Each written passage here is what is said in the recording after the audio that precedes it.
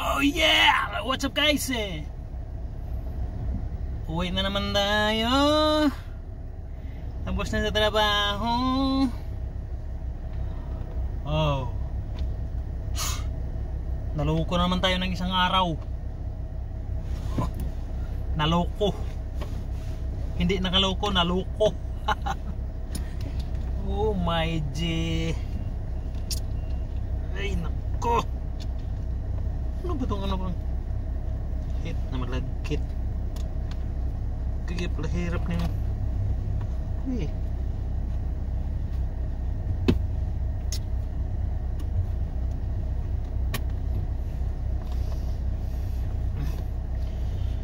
May nakaharang sa ano ko, seatbelt.